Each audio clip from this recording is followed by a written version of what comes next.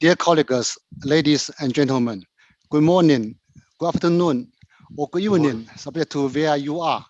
Welcome to join this session on carbon emissions peaking in Asia and the Pacific of ASIF. My name is Xuedu Lu. I'm the lead climate change specialist at Asian Development Bank. This session is about the carbon emission peaking in Asia and the Pacific, and it will be organized by Asian Development Bank. I will moderate the discussion of this session. This session has two parts.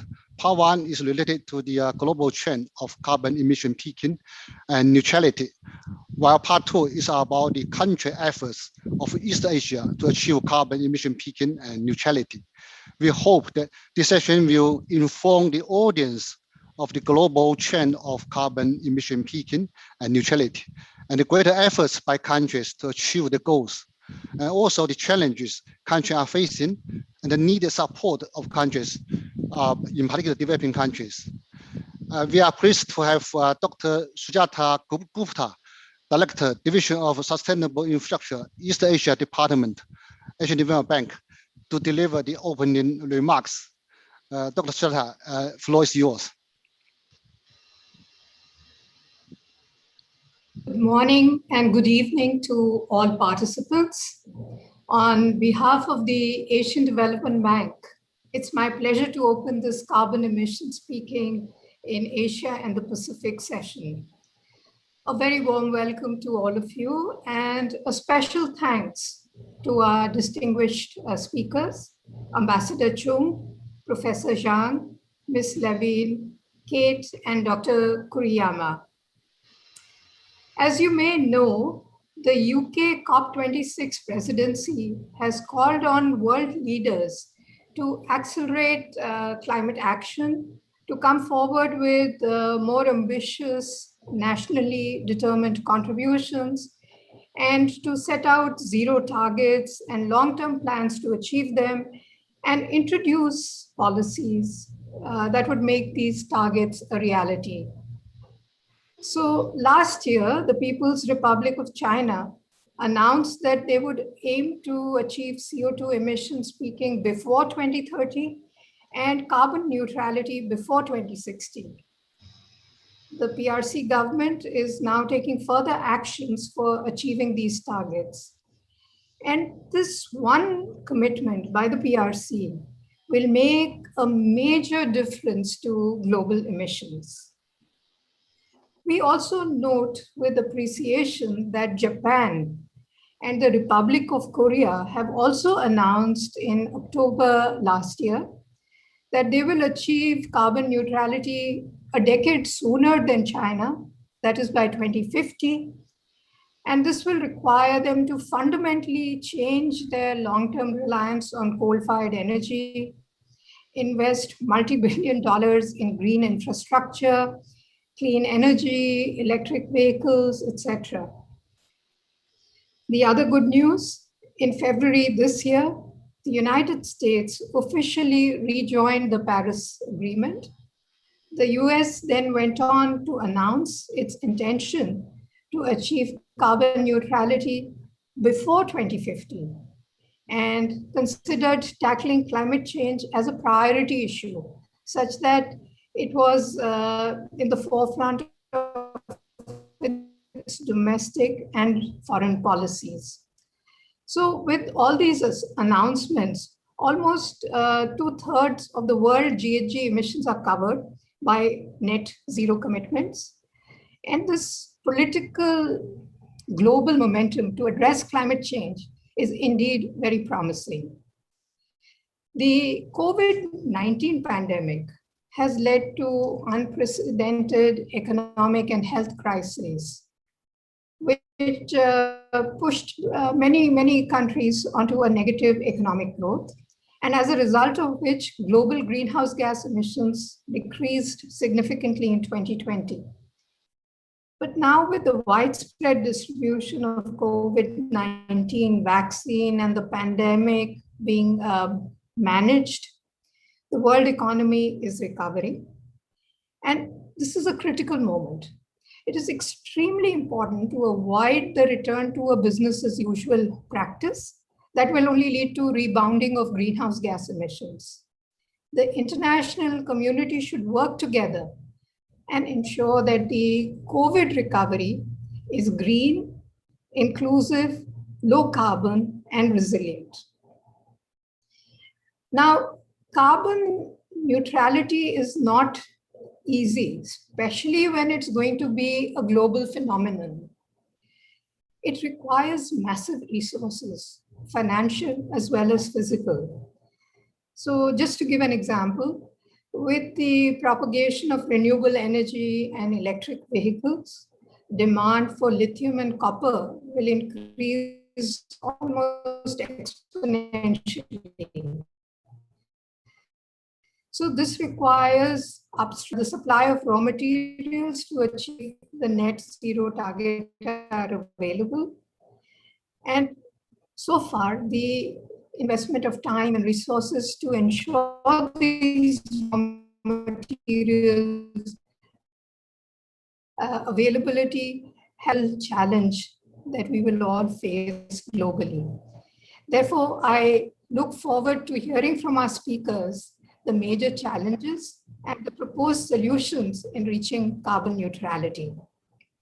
So this session will discuss, of course, global trends in reaching peak emissions and the emission reduction trajectories, then national emissions peaking and neutrality by 3 East Asia countries, PRC, Republic of Korea, and Japan.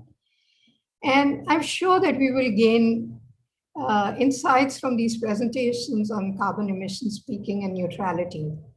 Let me also say what ADB is doing. While ADB prioritized supporting its developing member countries and fighting the impact of COVID-19 pandemic, I can say that ADB holds firm its commitment on climate change, that is to provide 80 billion of climate finance over the period 2019 to 2030. So that's roughly about 6.7 billion per annum. And we also commit that by 2030, 75% of ADB's projects will support climate change. In addition, ADB will continue to help our developing member countries achieve their commitments under the Paris Agreement. So with this, let me thank all of you again for joining this session. And I'm looking forward to a very fruitful and productive session. Thank you and welcome.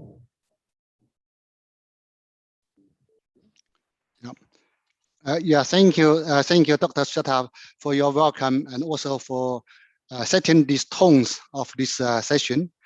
Great. Now, let us start the first part of this session to discuss the trends in countries reaching peak emissions and also the emission reduction trajectories, and also the measures that can be taken to promote low carbon development in the post-COVID area. Our first speaker is Ms. Kelly Levin. She's the Director of Tracking and Strengthening Climate Action, World Resources Institute. Kelly, the floor is yours. Terrific. Well, good morning. Thank you so much. Thank you for inviting me. Terrific to be with all of you for this very important session. I'm going to talk a little bit about the trends that we've been seeing in terms of the global emissions trajectory as well as peaking that's been happening in various countries. As we all know, we've warmed about 1.1 degrees Celsius already. Paris Agreement goals are to limit warming to well below 2 degrees with aspirations for 1.5. And the trajectory right now continues to go upward. And there are a few different dimensions that matter in terms of our future emissions trajectory. The first is when emissions will peak, when they will reach net zero, and the decarbonization rate between the peaking and the reaching of net zero, and then what is the shape underneath that curve or the cumulative emissions that are limited. And what we know is that we are not on track right now to meet net zero emissions, despite the tremendous momentum recently of countries putting forward net zero emissions commitments. If you think about where emissions have been recently, even with the implied emissions levels, if the NDCs are achieved, emissions could be somewhat similar to the levels today, depending on whether or not conditionalities are achieved and different assumptions. But essentially what we really need is to slash emissions in half by 2030 for an emissions trajectory that's aligned with 1.5, and then get to net zero emissions by mid-century. And there are a number of different pathways that get there. This is from the IPCC special report on 1.5. And I think with regard to peaking, what this shows clearly is that there is a very important interplay between the timing of peaking, the rate of decarbonization, when emissions hit net zero, and the amount of carbon removal thereafter. And depending on if you were to peak earlier, you could have a less of a slope in terms of when you would need to reach net zero emissions and potentially rely less on carbon removal at scale, much of which the models assume a level of carbon removal that is unproven to date, both for the technological and natural solutions for carbon removal. And I think critically what the science shows us is that it's not only carbon dioxide emissions that matter, but also non-carbon dioxide emissions that matter as well. Here is just some graphs that show how under a 1.5 trajectory, you see changes in methane, nitrous oxide, black carbon.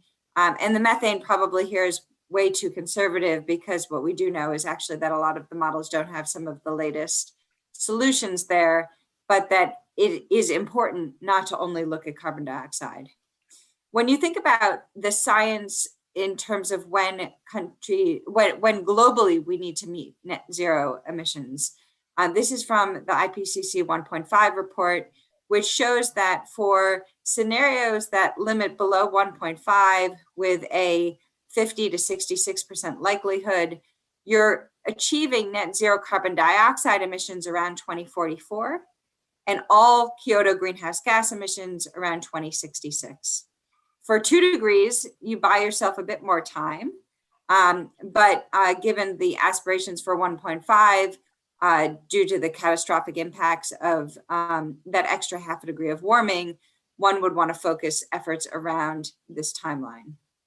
And as I mentioned, there are multiple different pathways to get there. This is again from the 1.5 report, where it shows that if you were to peak more quickly, so for example, in P1 versus P4, you may not have to rely so much on carbon removal. You won't necessarily have incredibly steep mitigation pathways.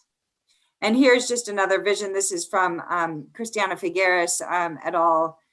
Wrote an article that showed the implications of, in terms of how fast we would eat up our carbon budget if you were to have peaked in 2016, say, versus 2020 versus 2025, et cetera. And the longer you delay, the more rapid the transformation needs to be able to stay within your limit. When you look at the countries that have peaked emissions, we did a study, and the source is at the bottom of this PowerPoint, that looked at when countries had actually peaked their emissions to the extent that some countries have. And you see that actually there is a good number of countries that had peaked in 1990 or earlier than that. Some of them are economies in transition, where economic collapse occurred and you saw a tremendous decline in emissions. But then you also had a number of different European countries also decline emissions. If you look then at the next decade, between 1991 and 2000, you start to see another set of countries come in, and again, largely focused around Europe, where you can see with the red spark lines when certain countries had peaked their emissions.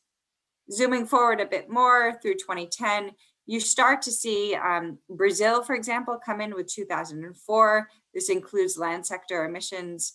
And you see some of the other major emitters come in terms of Australia, the United States, and so on.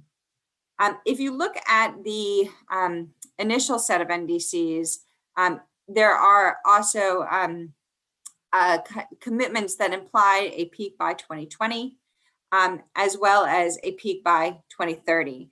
As countries strengthen their NDCs and put forward more long-term strategies, one would imagine that this would grow significantly.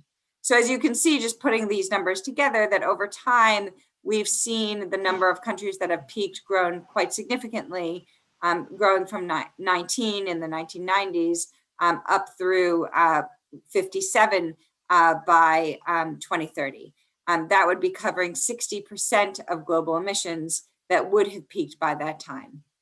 And here again, you can start to see when some of the countries had been peaking, where you can start to see the majority of Russia, again, because of that economic collapse, the Soviet Union, a significant amount of Europe, North America, but then you start to see Brazil come in, Australia come in a bit later. And when you think about some of the considerations for peaking, there are a few things that matter. First is not only the number of countries, like I just presented, but also the global share of emissions represented by those countries, because to the extent that they are very small emitters, that may not bend the emissions trajectory globally. The next is the emissions level at peaking and transparency around that, whether all greenhouse gases are covered, the timing of peaking and for how long is that plateau going to happen before decarbonization, and then the rate of decarbonization afterwards. And that collectively will help to determine the carbon budget remaining. And accordingly, one can think about some guidance in terms of peaking emissions as soon as possible. Setting peak at lower emissions levels and covering all greenhouse gases, and committing to not only the peaking timing, but the rate of decline afterwards, if one wants to bend that trajectory.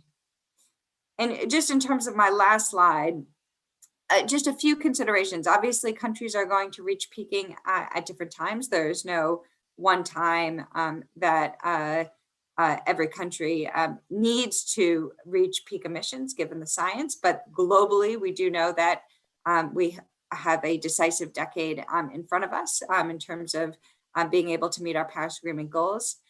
The second is that peaking will be achieved in countries differently, and it will depend on mitigation opportunities, say in the energy sector versus transport versus land, and given national circumstances.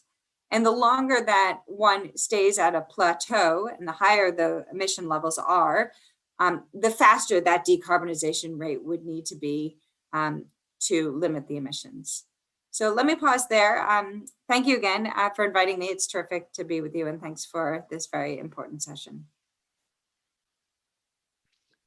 Yeah, thank you very much, Kelly, for really very insight information. And then I think this gives overall a picture of the global carbon emission peaking. Now, from your presentation, that we know that some countries know the peaking. Many countries have not reached the peaking already, but their development stage looks like quite different. So I think we will encourage more countries to take actions to achieve this carbon peaking earlier. Well, I just maybe that one or two questions to you that if you can share further inside information.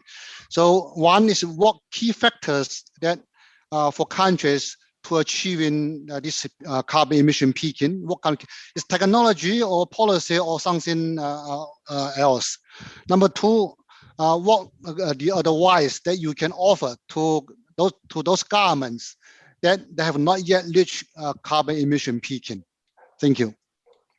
Terrific, thanks. I'll answer those questions together. They're critically important. I think first is recognizing the significant benefits of a low carbon trajectory, not only in terms of peaking, but then also decarbonizing afterwards. And I think we're seeing increasingly more studies showing not only the economic benefits, and opportunities that are created, but also the jobs that can be created, the health benefits, and other benefits that are aligned with sustainable development goals. And I think thinking about some of these transformations as development transformations as opposed to just climate ones will be critically important. I think the other thing related to that is that there are a lot of decisions that have yet to be made, and bringing climate change into some of those decisions can be critically important. So as more infrastructure is being built, thinking through what kind of assets might be locked in the long term that may be less expensive today, but quite expensive down the road if you need to get rid of them earlier than you thought. I don't think that there is a silver bullet in terms of the answer, policy versus technology, et cetera. I think that special sauce often is defined at a country level, and it's a range of things that come together to make that happen. But I do think that policy and incentives are critically important in terms of providing guidance and really sending signals to both the private sector as well as subnational jurisdictions that this is the trajectory that a country is on. Okay, thank you very much. Actually, thank you again for your insight. To share with all of us. Okay, I think actually from your answer, it is well understood that to achieve this carbon emission peaking, then actually the government need to take a greater efforts, no matter at what development stage, and then they need to mobilize the whole society to take actions. So that would be something key message maybe that we can get from you. Okay, let us thank you again, Kelly, for sharing your insight. Now, next, let us invite the second speaker, Mrs. Kay Hughes. She's the senior climate change specialist of Asian Development Bank. She will talk about this pathway to low carbon and resilient future and opportunities on how to align long-term strategy with green, inclusive, and resilient recovery after this COVID-19. Kate, floor is yours.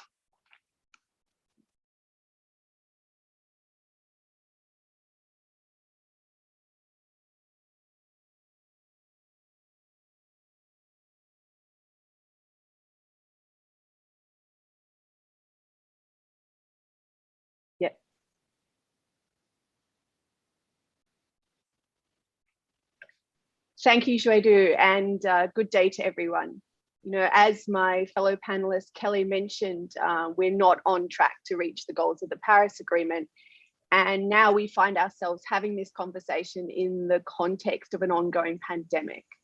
So in my presentation, I'm going to try to tie the two together and look at how we can support a green, inclusive, and resilient recovery, and how the goals of this process can be mutually reinforcing in terms of long-term strategies to decarbonisation and building resilience.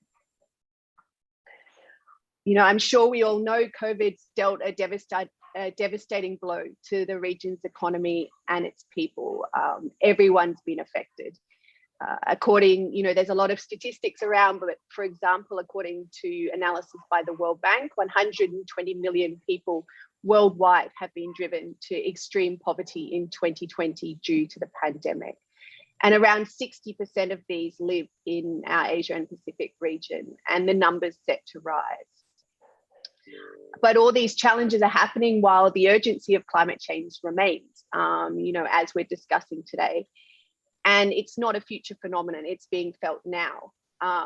Between September and last year and February this year, so over the last 5 to 6 months, more than 10 million people were displaced due to climate-related disasters. And again, of this, 60% occurred in our region.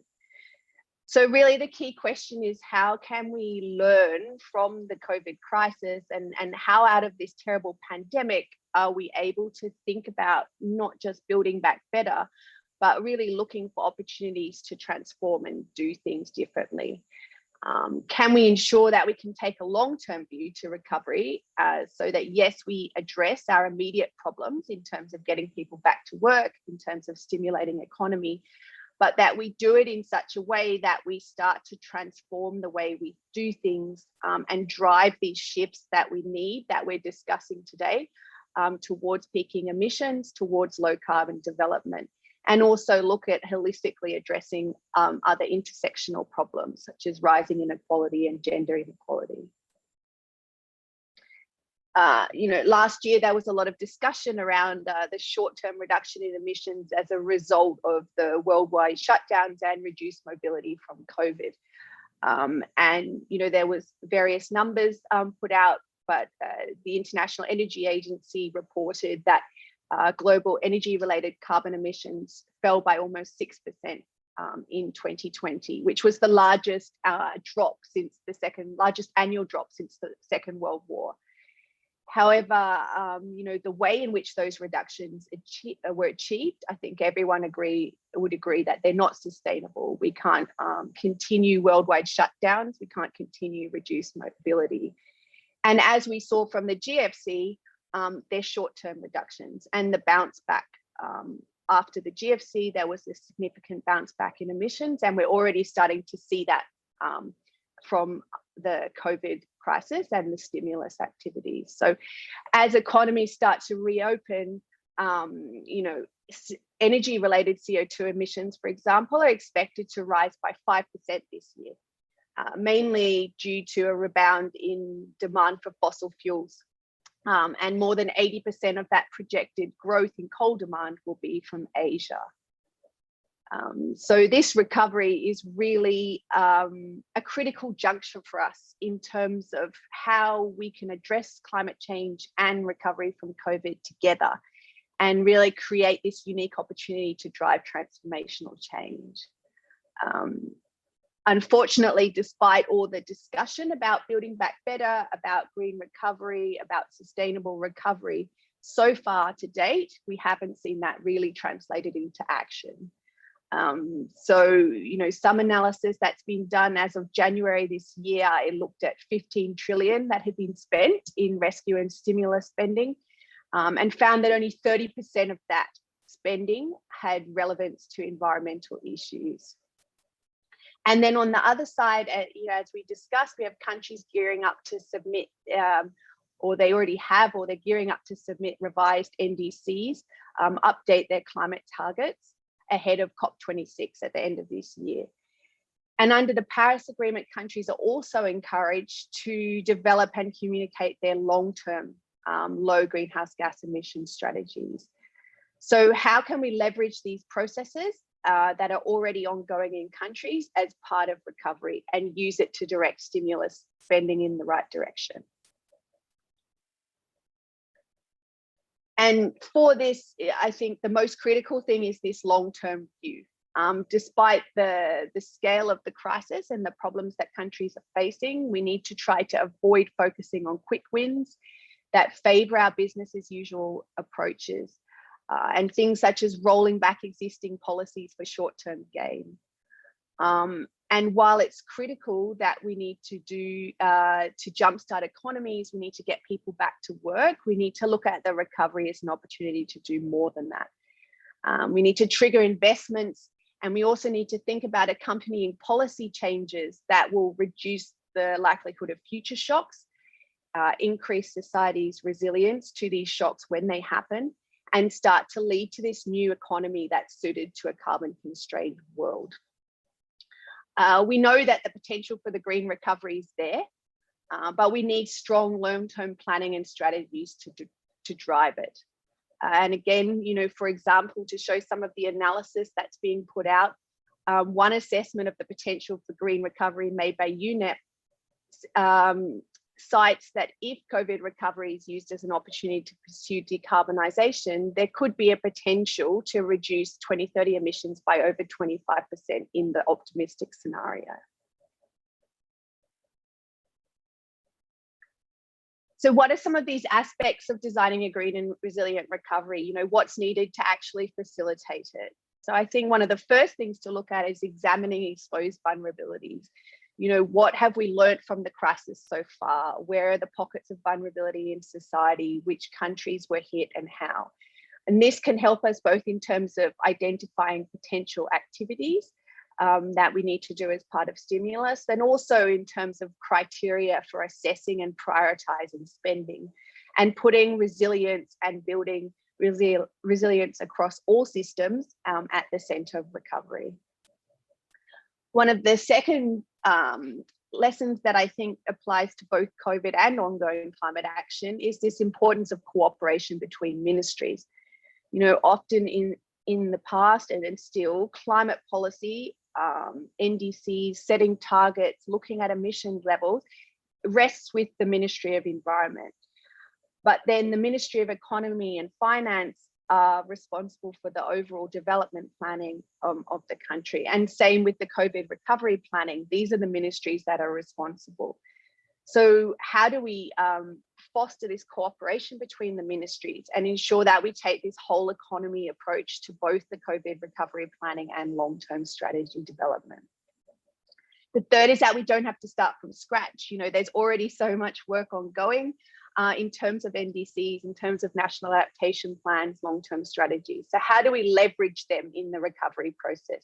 How do we look at existing pipelines that have already been identified and look for opportunities to accelerate them or direct stimulus funding towards them? And then I think the last point is about this importance of embedding capacity for long-term planning.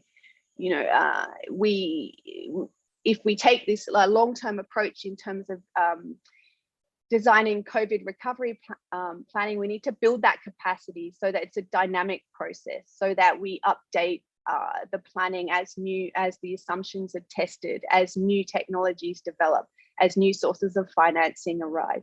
And it's about really building that capacity and that ability to plan for the long term.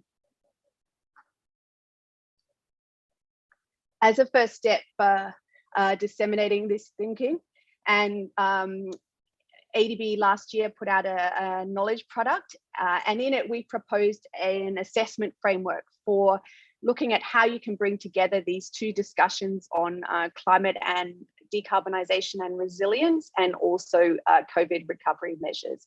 So this is the framework. It's a tool or approach for how countries can simultaneously assess low carbon and resilience recovery interventions against the characteristics of what defines a good recovery for them. And, you know, it's built on two concepts that I've been discussing. First, this complementarity of objectives. So, you know, looking at how you can achieve short-term recovery objectives in terms of employment, in terms of economic stimulus, skills development, but also simultaneously look at how you can achieve this long-term transformation to address climate change and build resilience. So the framework, I split it into two so that it's easier to see. It's just an example, and it would need to be tailored to the specific circumstances of the country.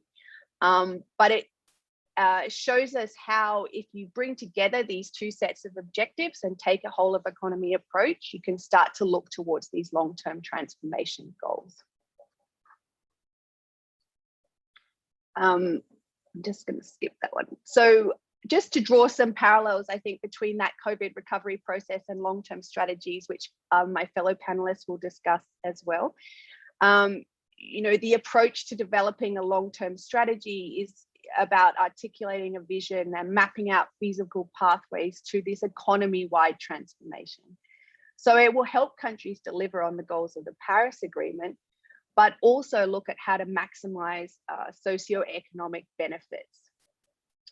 It can also help with ensuring, you know, issues of a just transition in terms of ensuring that the costs and benefits of transition are equitably distributed. And this is also critical in terms of COVID. In the absence of long-term strategies and long-term planning, countries risk making decisions based on short-term planning cycles. The other key aspect of long-term strategies and thinking long-term is in terms of informing investment flows and providing long-term policy certainty, particularly in terms of stimulating private sector investment. developing a long-term strategy will, require significant national engagement and resources. But at this juncture, we really can't afford to put all the stimulus into short-term thinking, and it's really essential that we build that capacity to take a long-term view. And just to wrap up, further on some of these opportunities to potentially enhance the alignment between green recovery and LTS. So, it's about looking at elements of recovery packages and assessing their short-term and long-term implications. What are impacts on human and social capital? How do we look at increased resilience and adaptive capacity? And how do we look at decarbonisation and sustainable growth? Interventions that are consistent and supporting of long-term decarbonisation targets and strategies. The second is around maintaining and improving the ambition of long-term climate goals, which Kelly mentioned, and ensuring that recovery policies and investments are aligned with those outcomes. And then looking at supporting development of green finance flows, in this direction. How do we ensure that finance flows the right way, that we have the finance to support these policy measures that we want to put in place to improve resilience and encourage a long-term horizon for financial support. And lastly, how do we look at providing specific support for workforce development, reskilling and training, so that we take a long-term view around people as well? How do we prepare them for a low carbon economy? And how do we incorporate that into both our long-term planning and also as part of our COVID recovery and getting people back to work? So I'll stop there, thank you, and then back to you, Shwedu. Yeah, thank you very much, Kate, for your very informative introduction. I think you highlight a lot this long-term planning when the countries are getting recovery for the investment. I think this is really very, very important. May I maybe just ask a follow-up question? In addition to this long-term planning after this COVID-19 recovery for all countries, as you highlight, that's really fundamental important. Now, any other factors that you can see that can help also countries, in particular developing countries, to promote low carbon development and resilient development? And long-term planning for sure, that as you highlight, no doubt. But in addition to that, any other also even equally important factors that you can share with audience? Thank you. Sure. I think we need to consider the realities that countries are facing. Carbon emissions will likely take longer to peak in developing countries because addressing poverty is the overriding challenge. And this concern that in some way policies and measures to promote decarbonisation will impact on economic growth or impact on development.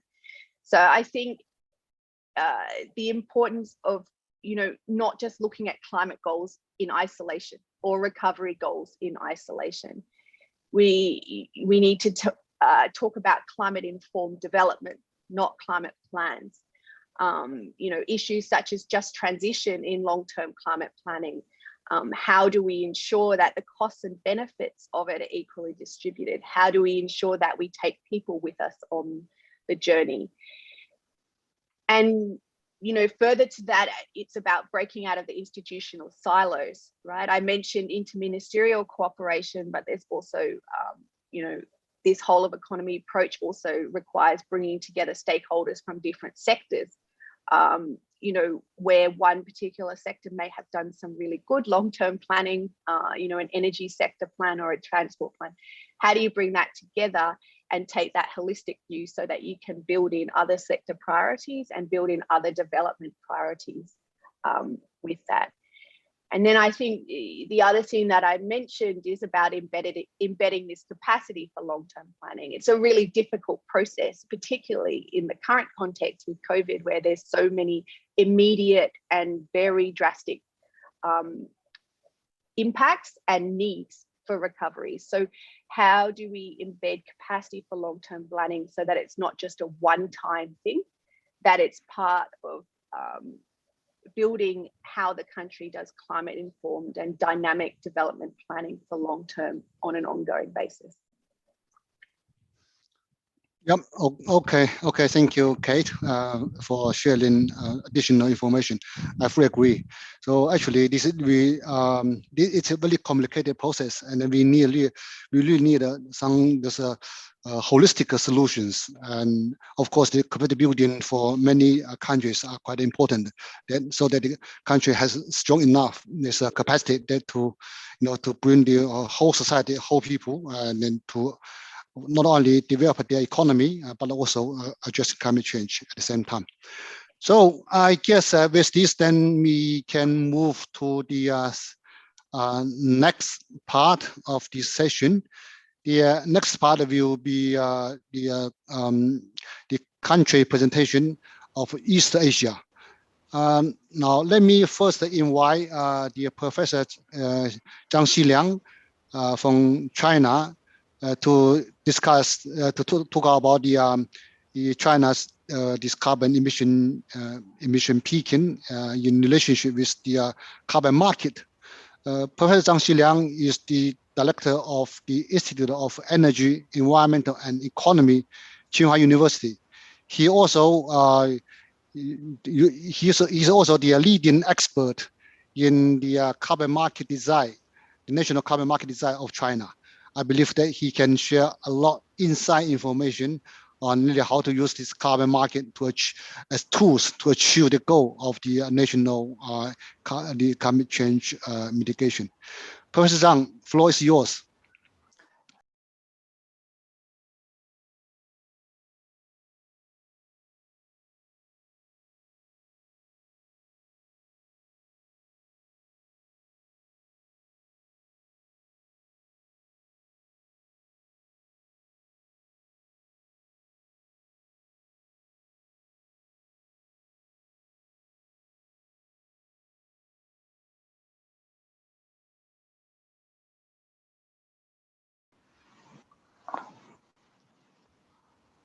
Oh, thank you very much.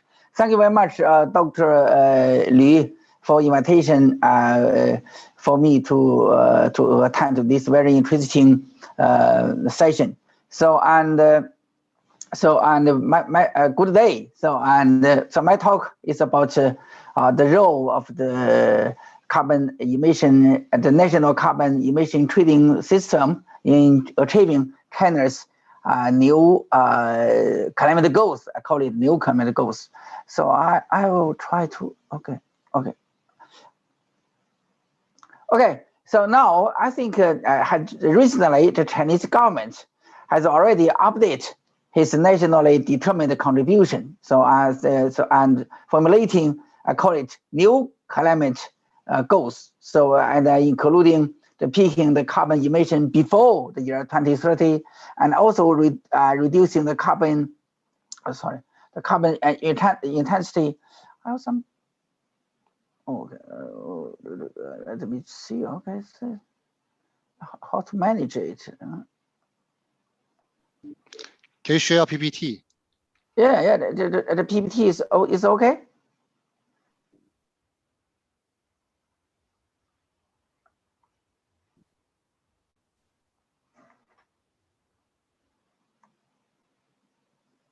Okay, and so you see, and the third is increasing. The first is the peaking the carbon emission before the year 2030.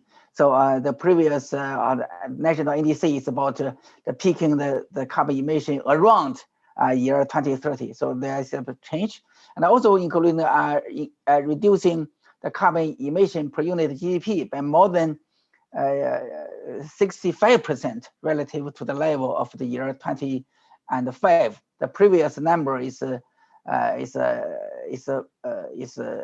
60 to 65. So and also include increasing the share of non-fossil fuels, that is renewable and nuclear, in total primary energy supply to 25% by the year 2030.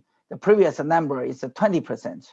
And also a very pricing new elements of China's new climate goal is to achieve the carbon neutrality by the year 2060. So I think everybody has know it.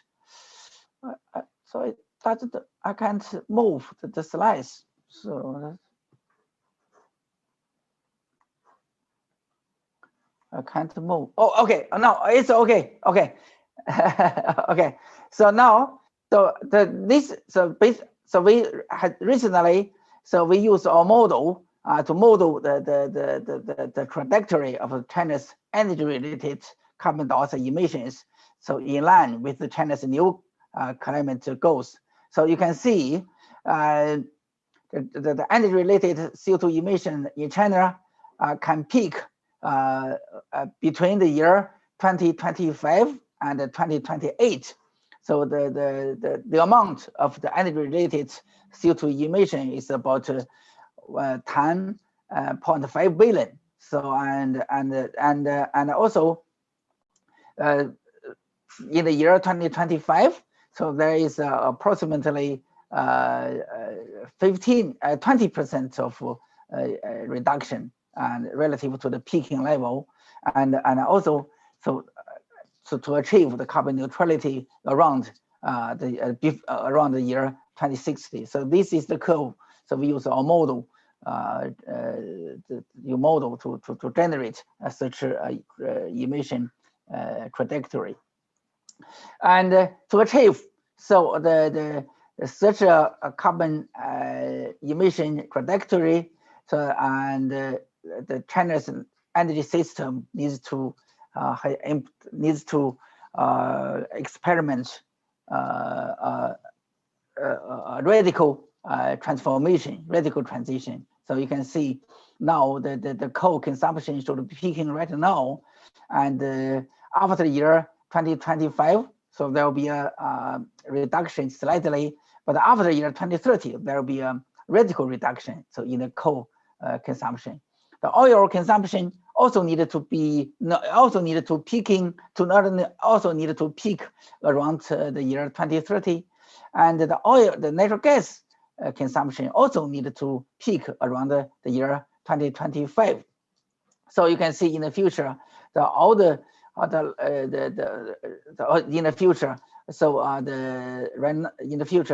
increased energy demand will largely come from be met by the renewable energy and the nuclear energy, and also in China also needed to introduce and deploy the CCS technology, and also need to introduce the carbon removal technology such as the bioenergy plus with CCS to achieve the carbon neutrality goals. So now, so this slide shows in the future China's economy also need a low carbon transition, and you can see in the future the sectors with the highest growth rate are those sectors very relatively low carbon intensity, such as service sector, the transportation sector, and also the chemicals and the electricity and heat sector. So those are the sectors with the highest economic highest growth rate, and also the high carbon intensive sectors such as the coal sector, oil sector, and the gas sector, and the iron and steel sector, and the cement sector. Also, there will be the growth rate, so not so high, and also for some sectors also shows a decline. So in the future, so that means China to achieve the the new climate goals, both the energy sector, and also the economic system need a radical transition in the future. And also, so to achieve the new climate goals, so we also use our model, a CGE model, to calculate the abatement cost. So you can see before the year 2030, the abatement cost is not so high, but after the year 2030, China's how to say, enter a deep decarbonization trajectory, that means the abatement cost will be increased significantly. So then so so we are talking about the peaking. So China's CO2 emission, the peaking of the CO2 emissions in nations. You can see to achieve the peaking of China's CO2 emission, the abatement cost will be as high as it's almost so $20 by the year 2030. That is 18 US dollars by the year 2030. So it's about anyway, it's about 20 US dollars. So this is the abatement cost, you know, and the abatement, marginal abatement cost is also can be interpreted as a carbon price, because the carbon price and the marginal abatement cost are two sides of one coin. So so now it's also, so I think it's also the such a carbon price or abatement cost, and also can be serve as a reference for setting the floor price of the national carbon market. So if the national carbon market be effective in achieving China's national climate goals, so then the floor price should be higher. So then the marginal abatement cost of the cross economy marginal abatement cost. Now this slide shows the coverage, the sector coverage of China's national emission trading program. So you can see eventually the China's emission trading program will regulate 22% of China's energy-related CO2 emission. So that means the national carbon market has a great potential to reduce China's CO2 emission, and also help China achieving the peaking the CO2 emission before the year 2030. And yeah. Okay. So now, so this year, so this month, so very good news. So this month, the China's national carbon market, so will be we will take it into operation. That means the trading of the loans will take place. So with the power generation sector. So before the year 2025, that means during the 14th 5-year plan period. So all the major sectors will be covered by the national emission trading program. And so this is the floor price for the national carbon market. So I would like to propose. So because only the national carbon market, the price of national carbon price is higher. So then this floor price, the national carbon market can play effective, can really play a contribution to achieving the CO2 peaking before the year 2030. So I think that I can stop here. So I'll be happy to answer any questions from you. Yeah.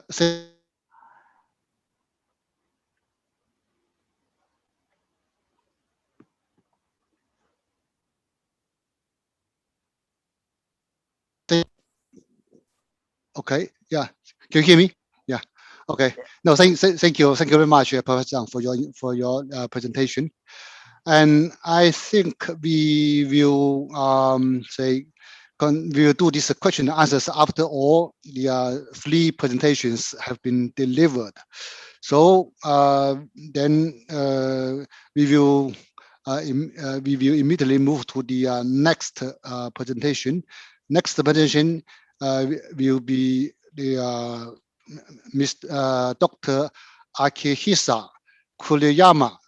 He is the policy researcher from the Institute for Global Environmental Strategy located in Japan. Yeah, Dr. Akihisa, floor is yours. Oh, everybody, thank you. Hello. Okay to start? Okay. Hello, everybody. Thank you very much for kind introduction for me. My name is Akisa Kuriyama, policy researcher of IGES. Today, I'd like to talk about net zero emissions in Japan, as well as current status of mitigation policies. Firstly, this slide shows the table contents of my presentation today. Firstly, I'll talk about trend of GHG emissions and GDP in Japan. Secondly, I'd like to introduce IGES reports related to net zero. Third, I'd like to also introduce status of Japan's policy formulations towards net zero. Lastly, I will talk about policies and challenges towards net zero. This figure shows a current trend of GHG emissions and GDP in Japan. The blue bar shows the trend of GHG emissions. You can see that from 2013, Japan's GHG has been decreasing. On the other hand, as you can see, the orange line, Japan's GDPs are increased. So we can observe that decoupling between GHG and GDPs. Under these situations, Japan has declared new 2030 target, which is a 46 to 50% emission reductions compared to fiscal year 2013. And also Japan has already declared net zero emissions in 2050s.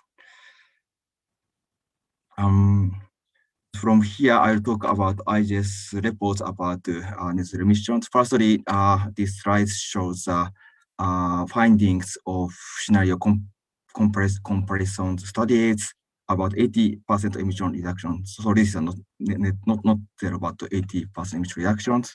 So we have compared key drivers to reduce GHG emissions, which are populations, GDP per capita, energy intensities, and carbon intensities. We have compared trend in historical trend as well as expected improvement rate by 2030s and 2050s. In terms of that trend, so Japan's populations expect to be decreased by 2050s. So in terms of the GDP per capita, Japan has enjoyed rapid economic growth in the past, but towards 2050s, GDP growth expected to be moderate. So for the energy intensities, Japan has improved energy intensity a lot, continuously improved, and this level of improvement rate expected to be continued towards 2050s. Lastly, the carbon intensity, it has much more big. Japan is also expecting more drastic changes. So to achieve 20% target of 2050s, Japan has to be changes carbon intensity out. So definitely, if we talk about net zero, we need more fundamental changes needed, in particular for carbon intensities and also other parameter elements as well. So having those situations, I just have also published the report, so-called net zero report in Japan. For publishing this report, we have identified 3 key elements to consider net zero. First one is renewable energy. Second one is electrification and energy efficiency. Third one is DX, digital transformations. In particular, electrification and DX, those have potential to reduce CO2 in consumer or demand side, so which can contribute to reduce CO2 indirectly. So I will talk about this here. So this slide shows a mapping of actions or measures which contribute to CO2 emission reductions. So horizontal axis describes whether those actions reduce GHG indirectly or directly. The vertical axis shows whether those actions could be taken by business sectors or consumer side. So when we see about 80% emission reductions, many major measurement is hand figures measures, such as wind power implementation, large-scale PVs, phasing out of coal. But when we talk about net zero, so which is a more ambitious goal rather than 80% emission reduction, we have to be conscious about measures which are located in left-hand side, including improvement of efficiency of fertilizers uses and telework practice, and also reductions of plastic uses and changes of habitat of daily goods. Those things also need to be considered when we talk about net zero. So therefore, having those motivations, we have created two extreme scenarios. First one is a lock-in scenario, which envisions technological progress in society in where existing system and institutions are not changed. Second one is a transition scenarios, which envisions technological development that involves transformations in various social elements. So these transition scenarios has again have a massive progress on the digital transformations, electrifications, and renewable energy implementations. And also we have assessed both two scenarios, then we conclude that transition scenario has more sustainability issues. Having for those two scenarios, we have quantified energy items and also GHG items. So this slide shows GHG emissions for both scenarios and the net zero. So when you are seeing GHG emissions in transition scenarios, you can see that there's a less CO2 emissions from fossil fuels, and also that it means less dependencies on negative emission. This is a good thing in terms of the risk or potential of CCS storage, CO2 storage in Japan. Also, we have quantified energy issues, energy items. Left-hand figure shows the status of 2015 in Japan by sectors and by fuels. On right-hand side, this is a result of both scenarios around 2050 by sectors and fuels. So in 2015, Japan used a lot of oil for transport sector as well as heavy industries, and also fossil fuel is used in commercial and household sectors. But for in the transition scenarios, those energy use is dramatically changes.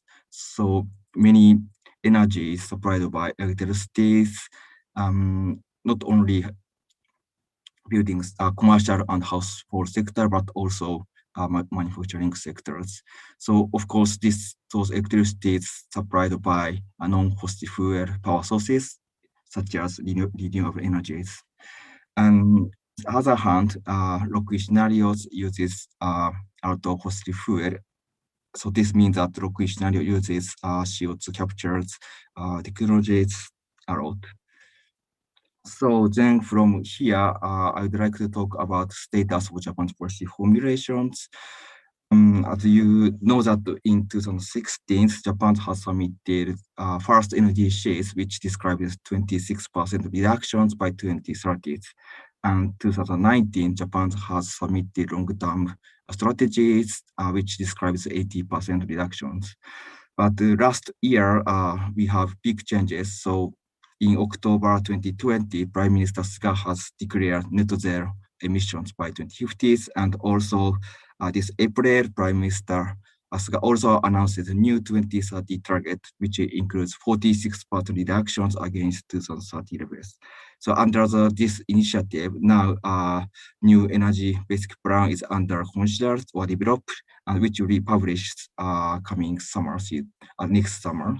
And also having those plans, new or updated NDCs will be also developed, which will be expected to be submitted next COP. This is my last slide. So to challenge and policy challenges toward decarbonizations, definitely the net zero is not only traditional mitigation measures, but also new actions and measures are needed. So that means that policy coordinations among relevant ministries are really important, and also coordinations between national and local government is very needed. So both government has a own role, but those roles are connected to net zero anyway. So those kind of coordination, if those coordinations achieved, so impact on the policies, and also impact on the mitigation could be strength enhanced. So this is last of my slide. Thank you very much. So for your other information, so we have published those reports. You can access it. That's all from. Thank you very much. Thank you. Yeah, thank you very much, Dr. Akihisa, for the introduction of these efforts by Japan for achieving this carbon neutrality. I think the government enhanced its efforts from the earlier submission of NDCs. Similar to what I said just now to Professor Zhang, then we will conduct these question answers after the next presentation by Ambassador Chong. So now let us move to the next presentation.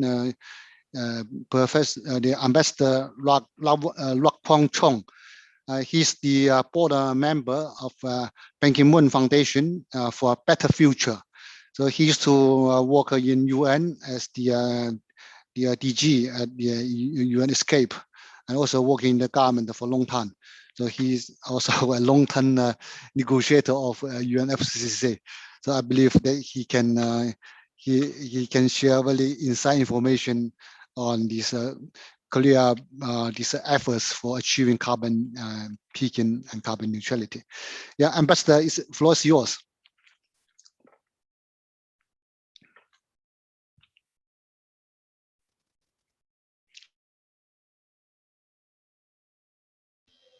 Okay, good morning. Thanks for inviting me, and good morning to everybody. And first of all, I'd like to slightly touch on your first question about what are the factors, affecting the peaking and neutrality. I'd like to emphasize one very important issue of industrial structure of the countries. And we have seen from the presentation of WRI that there are already quite a few number of countries already reached a peak. And the question here is, those peaking of some of those countries are very much related with the fact that they have reached a certain structure, industrial structure. And we have to think a little bit more about the issue. I will mention it again and later, but think about the industrial structure of China and the industrial structure of some developing country in Southeast Asia. There is a considerable difference. And another factor I'd like to emphasize is about the consumption pattern, the lifestyle, and also the trade pattern, whether export driven or import driven, or not much trade, but domestic consumption based, and also carbon pricing issue, urban planning and mobility infrastructure. These are the very critical factors for me. And I thought just to show you one slide that is showing that in this graph, and on the left side, we can see that at while the countries at the lower level of per capita income, the variation of the emissions are very little. They are all congregated together at the same level of emissions. Why? When those countries' incomes are low. But when the incomes go up above $10,000 and $15,000 per capita, then the variation of the emissions varies dramatically. So as the income goes up, the emission gap between the countries are getting wider and wider. This can be shown also in this graph, which is showing the level of intensity, the level of CO2 emission per capita. So what I want to emphasize here is that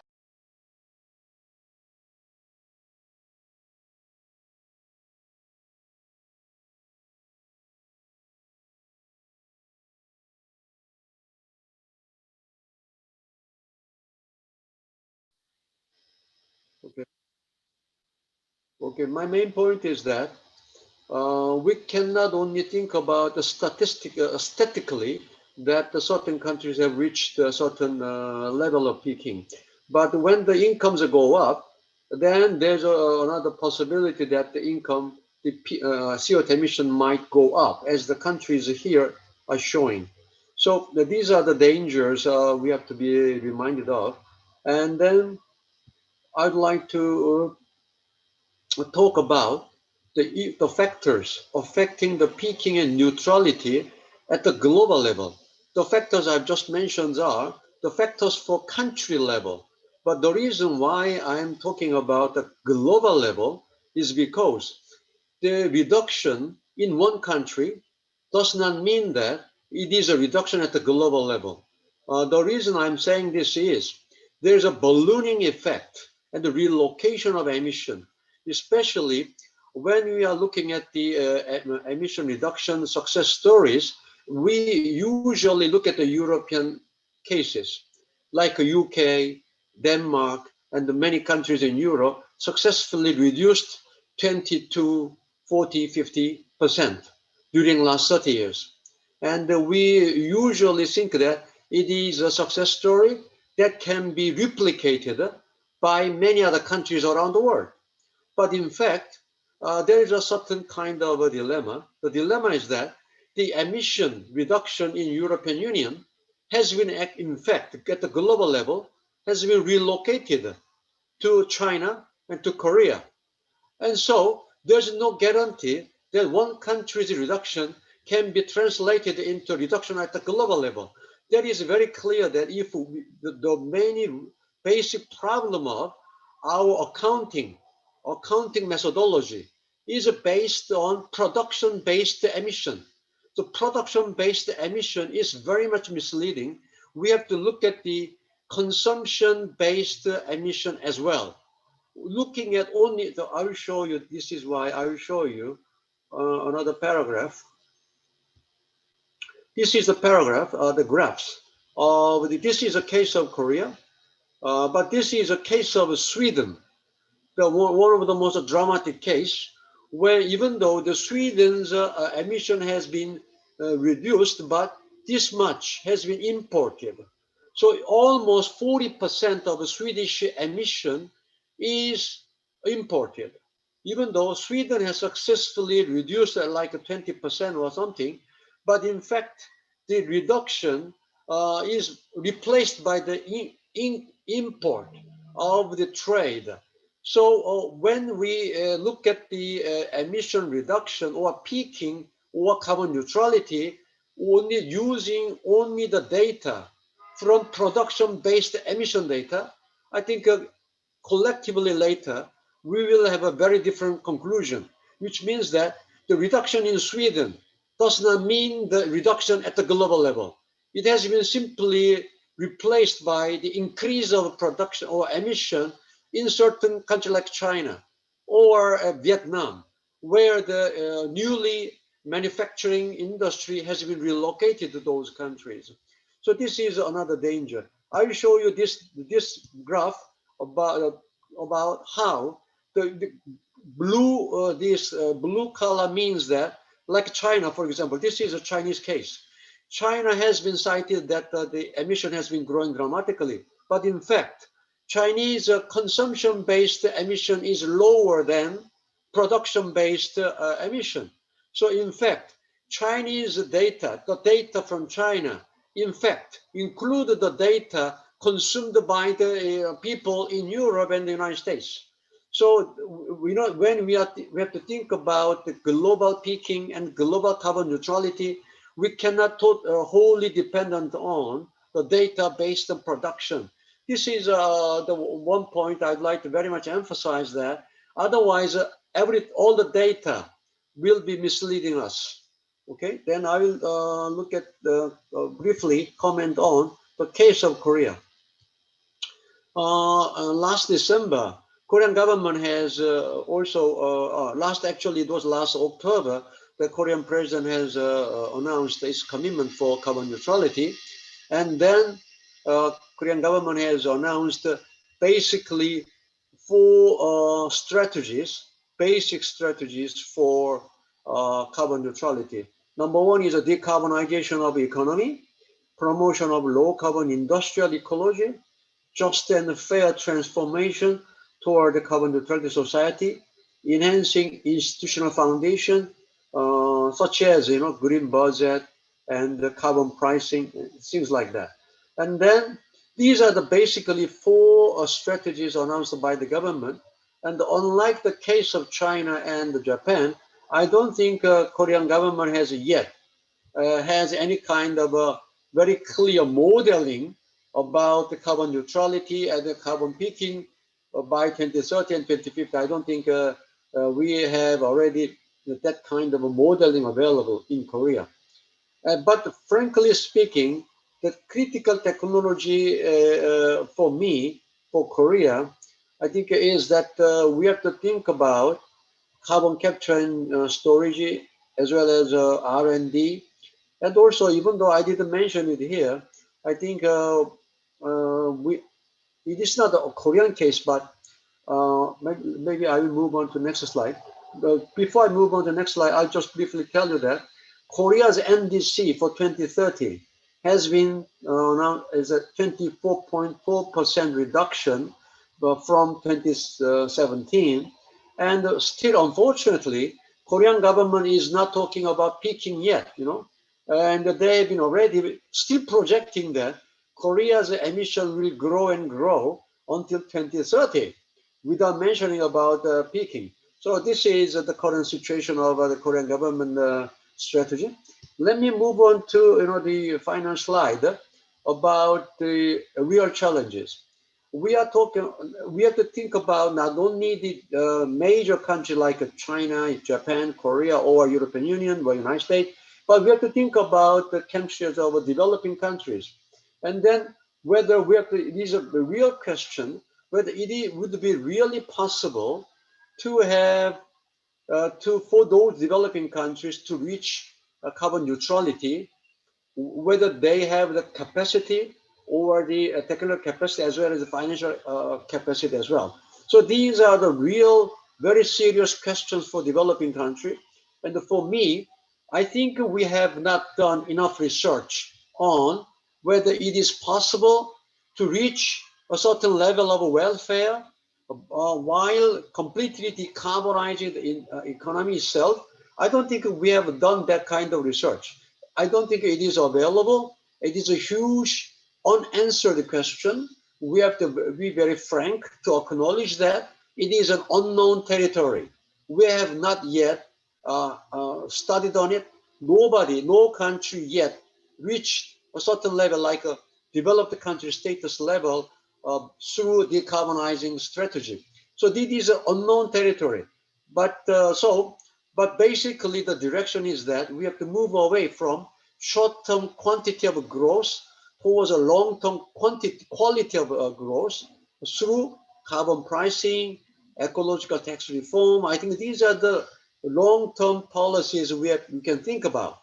But another very important question is also we have to think about long-term investment in green R&D, innovation, education. But the problem is whether this kind of long-term investment can be compatible with a short-term job creation and the poverty reduction. In fact, we don't have the answer. I don't think we have done enough research on it. I think this is why I want to just stop by saying that I think maybe ADB can play a very important role by initiating the pioneering research on whether poverty reduction, job creation, short-term economic growth to guarantee the welfare and the livelihood of the developing country can be compatible with the long-term, our strategy of carbon neutrality and the long-term investment strategy, whether that can be compatible. This is a huge challenge for our country and even for humanity. So there are so many unanswered questions. I'd like to highlight one point. We have a history of repeating broken promises. In 1992, when we concluded the UNFCCC, we agreed to stabilize developed country emissions by 2000 at the level of 1990. And when we adopted the Kyoto Protocol, we once again agreed to reduce 5.2% collectively of developed country by 2012. But when 2012 or 2000 or 2012 came, even we didn't, it was completely ignored. Nobody even thinking why we failed, we didn't even think about it. And the same thing repeated in Copenhagen. When in 2009, we agreed on Copenhagen Accord. Many countries committed for Copenhagen Agreement. Even Korea agreed for 30% reduction, some country 40%. We agreed on Copenhagen by 2020. But when 2020 came, we don't even remember what has been agreed. I hope the same mistake, same broken promises will not be repeated when you reach 2030.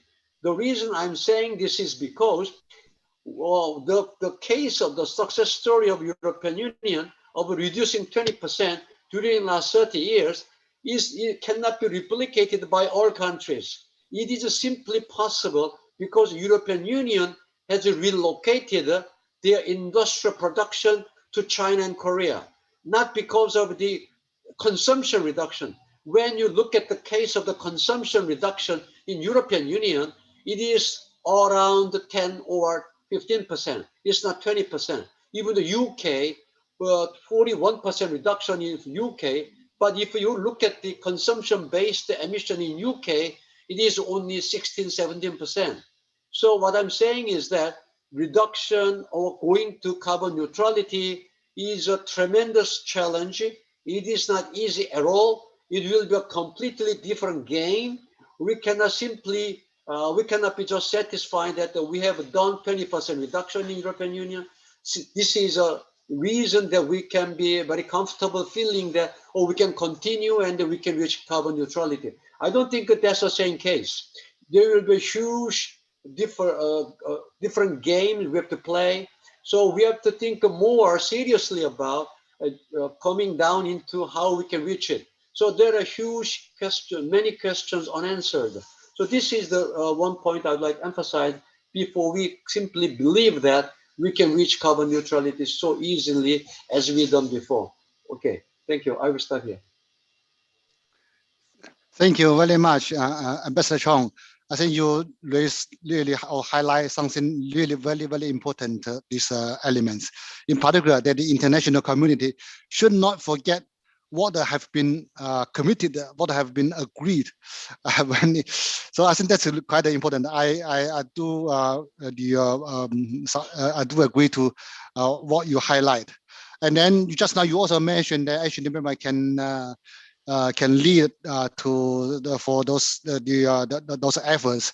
I can show you that ADB actually, as just now highlighted by the Director Sujatha, the ADB really take climate change as a very serious issue, and then to integrate the climate change into the all ADB programming, including this country partnership strategy and also in all ADB projects. But of course, ADB can play a very small role. And then we also need a country, need a government, and need the whole society to take greater efforts. Now, I think we have, we have only 6 minutes left. I don't think that we can have a very long discussion. I wish that we can have a very full discussion based on the presentation by 3 of you, but we may have to shorten this discussion. Can I maybe just ask all 3 of you that, because China, Korea, Japan have these efforts already, and then each country have its own different strategy to achieve this goal in using different tools or these approaches. And can I just have your view that, say, these 3 countries are all located in the East Asia. Do you think that all 3 countries can cooperate with each other to support each other in this purpose for achieving carbon peaking, carbon neutrality? Number 1. Number 2, then do you think that any further advice you can offer to other developing countries in this region, based on your own experience, that those governments can develop their strategy? Can I start? Can I? Shadow, can I start to answer your question? Can I start from Professor Zhang?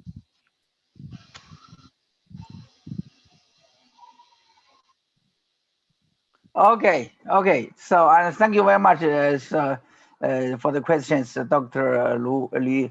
So I think, yeah, definitely, I think Japan, Korea, and China should work together. And so if we can work together, we can cooperate. So I think there is a great potential for the three nations to how to say, to cooperate in many areas. For example, particularly, so with the policy making. So for example, if China, Korea, and Japan can creating a carbon price, so a common carbon price program, so which will be very helpful for the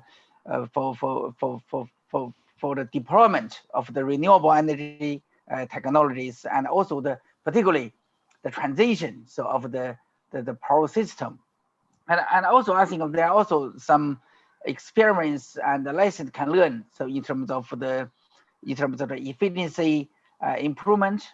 So and also the license and the experience. So for helping other developing nations to achieve their how to say the low carbon the decarbonization of the economy, and also the development and the deployment of the renewable energy technologies and the efficiency technologies.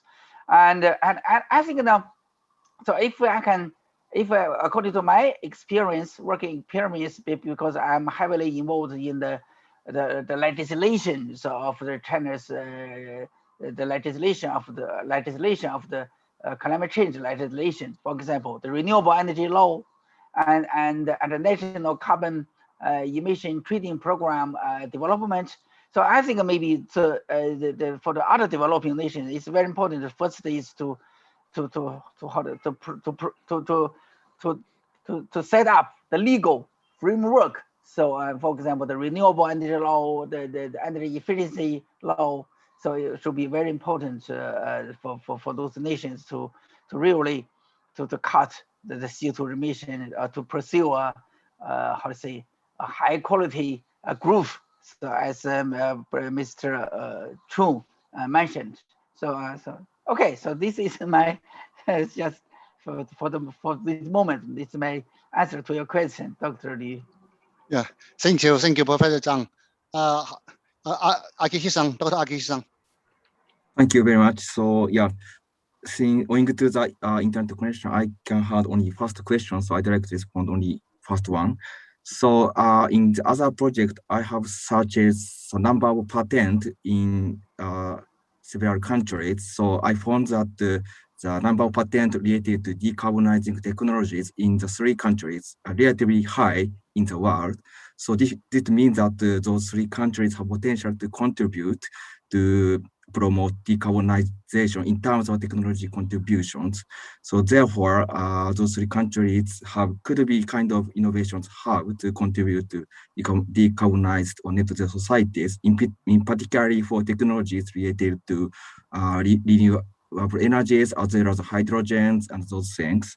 So in that manner, if those three countries have a good way of competition, probably we can also contribute to net zero societies for the world. So this is a kind of my findings from the current R&D and patent research. So that's all from my side. Thank you.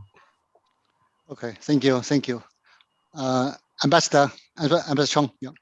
Yeah, I have just one idea that maybe all three countries have a very high level of manufacturing industrial sector. And I think it might be a good idea if we, the three countries, can join for some kind of initiative of setting a roadmap for sector by sector, like a steel sector, shipbuilding, or automobile, or cement, or aluminium, whatever, because these are the most energy intensive industry around the world. And unless we succeed in decarbonizing these energy intensive industry, it will be very difficult to reach whatever we want. So I think, but just giving a pressure on them without giving a level playing field among those many competing countries, it will be very difficult for them to accept individually. So it will be useful if we can agree on certain kind of a level playing field and the roadmap agreed among the same industry sectors. Then they, among themselves, they can agree, discuss among themselves, and they can come up with some kind of roadmap for decarbonizing by 2030 or 2050. So we leave those sector by sector to come up with a certain kind of a roadmap for themselves, because then they can agree on certain kind of a level playing field. So I think that can be one area we can encourage those three countries to work together. Okay, thank you, Ambassador. I think now it's 2 minutes past 12. I think we run over the time. I guess we have no time for further discussion.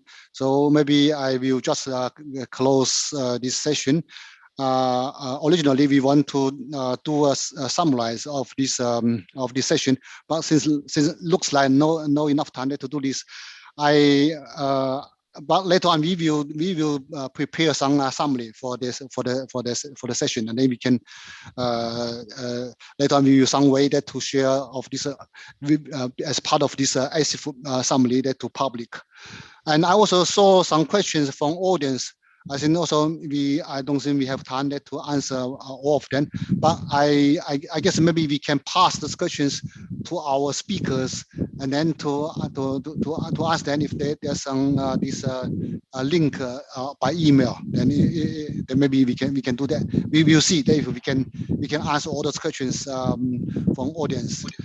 I think our session actually discussed the global carbon emission peaking, the status, and also the good experience from many countries, and also some key factors that can help to achieve those carbon peaking and carbon neutrality. We also heard this the introduction for 3 countries' efforts for carbon emission peaking and carbon neutrality. How the government make efforts and the good experience and lessons. I believe from this presentation, we can share a lot this good experience, also some lessons as highlighted by panel members. I believe that many of those are really high value. In particular, that Ambassador mentioned those transfer emissions from country to country. I think that's a really very good point, very key point. And then only also the global and the whole society can take actions, then we can achieve this.